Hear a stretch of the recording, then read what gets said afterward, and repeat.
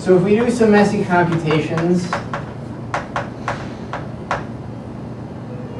what we're going to get is that if we look at 1 plus y to the t plus dot dot dot t to the p to the s minus 1, you're going to get this product. So f t y times f t to the p y times dot dot dot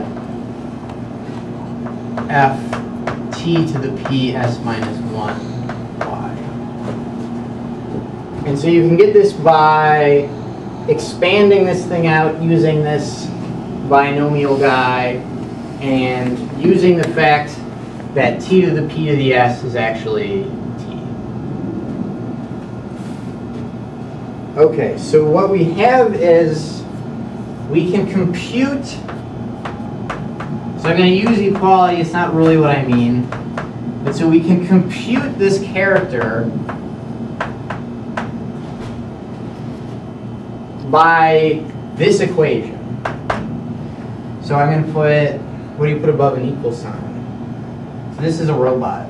He's computing. It's my computation robot.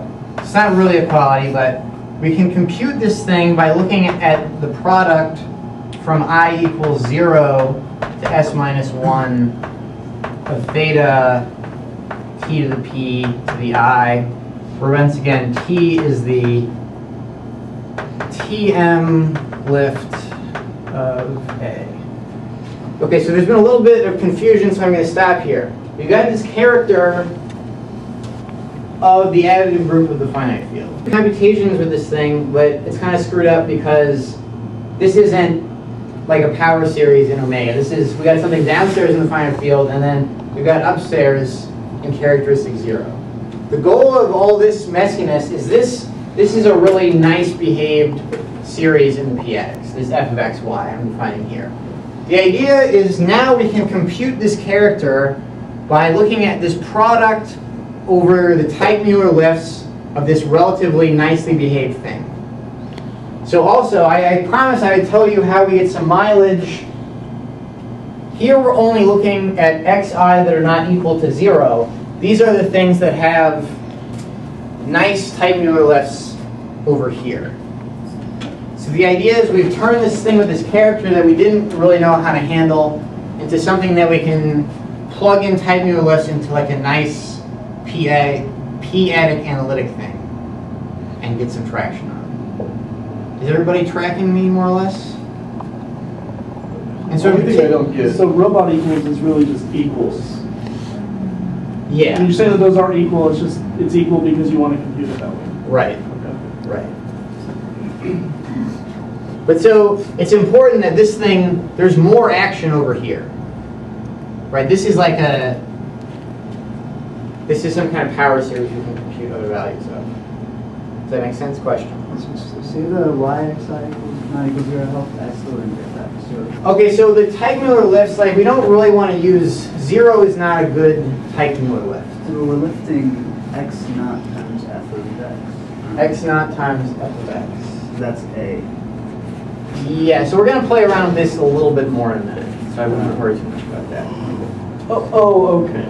So the comment that you just made, you're saying this thing over here is, I mean, that's defined on all of QP. Exactly. So this is, bar, right? There's more action over here. So it's like we exported. They coincide on the type. Yeah, it's like you were at a crappy party and like you and your friends went to a cooler party over here.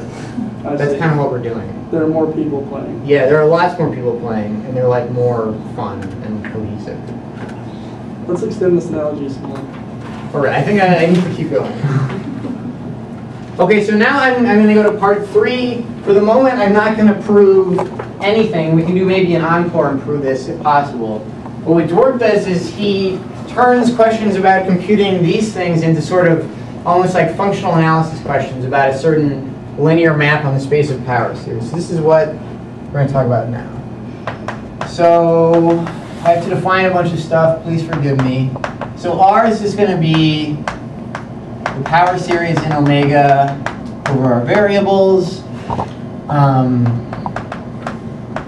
So if we've got a power series, it gives us a map, a really boring and silly map that's going to turn out to be really important, that I'm going to denote G. If you're mad about this notation, I don't like it, but Koblitz uses it, so we're going to use it. And we're just going to take something in R, and we're just going to multiply it by G. Okay, so we have this slightly more complicated map, TQ. I'm going to define it on monomials, and we're talking about linear maps. So when I define it on monomials, you can just extend that definition. Ben, you look pissed off? What do you mean multiply by G? Oh, G's. G is something in R. So you take something in R, and you get a linear map by just multiplying by G. That's just two power series. Yeah. Yeah. Okay. Okay, so TQ of MW, so like W is a multi-index. This is like X to the W1, X to the X2 to the W2, blah, blah, blah. This thing is going to be equal to M to the W over Q if Q divides W, and by divides I mean it divides each component of W, so it divides W1, W2, W3, and then 0 otherwise. So what we're doing is we're looking if the monomial has all powers that are powers of Q, we divide by Q and we keep it, and otherwise we throw it away. That's what this map does. Okay, and we are going to define psi of Q G to be, this is TQ, this map I just defined, composed with G, and by G I mean the map that you get by multiplying by G. We're going to define U to be, U is going to be equal to tuples of positive numbers. So this is really like the space of all the indices that our monomials could have. And we are going to define R0 to be equal to, so this is the sum W in U, GW, X to the W, such that there's an M bigger than 0, such that the ord in P of GW is bigger than MW for all W. Oh, I left something. Okay. So this, we're going to put, I don't remember the right word for this kind of thing. This thing is going to mean, this is just the sum of the WI. So the WI are a bunch of positive numbers, and we're just going to add them up. So R0 is just the space of power series where you can sort of bound the order of their coefficients from below above 0. Is everybody sort of vaguely okay with that?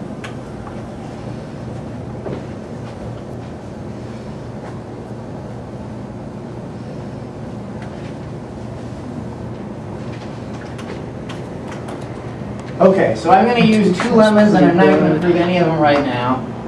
Okay, so G is in R0. Then the trace of this psi QG, this thing converges, meaning that, so this thing's potentially infinite dimensional. We're summing up an infinite number of values, and we're saying that this sum actually makes sense. And we're also going, I'm sorry, it's for different values of S, 1, 2, 3, yeah, I'm sorry, here we go.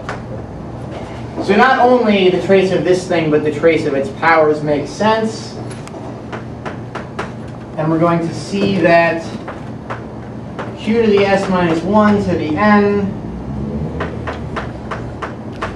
is times the trace of psi of S is equal to the guys in omega to the N such that X to the Q to the S minus 1 is equal to 1. And our sum is going to be gx times dot dot dot gx to the p to the s minus 1.